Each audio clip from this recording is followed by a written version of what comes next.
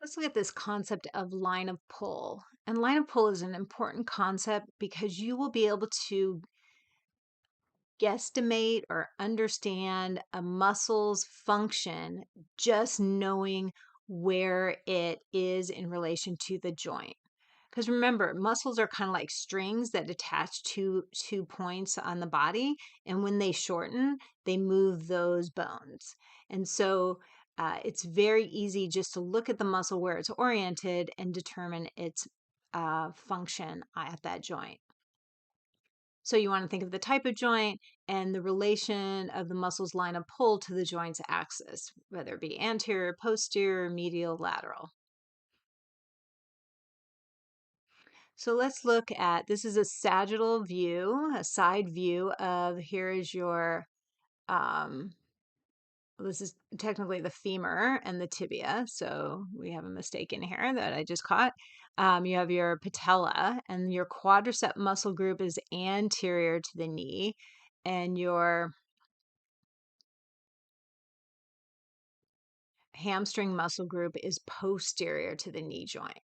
So if the line of pull of the hamstrings is posterior, it will cause a backwards motion of the tibia, or it will flex the knee joint. So you can imagine if you pull up on this arrow, the tibia is going to go into flexion, or it will flex the knee. And the quadriceps, since they're on the anterior side, they're pulling on the anterior side of the tibia, and they will be knee extensor muscle group. So where they're oriented, either anterior or posterior to the knee joint, determines their function. If you're looking at the gluteus medius, and the gluteus minimus, we just look at fiber orientation. Some of the fibers are anterior to the hip joint, and those will result in medial rotation at the hip joint.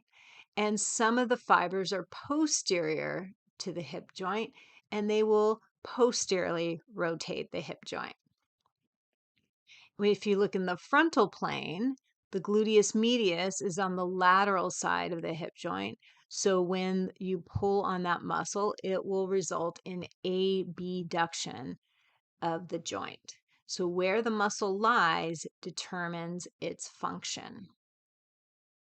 Sometimes we have biarticular muscles, or muscles that cross two joints. Super fun when you start to train.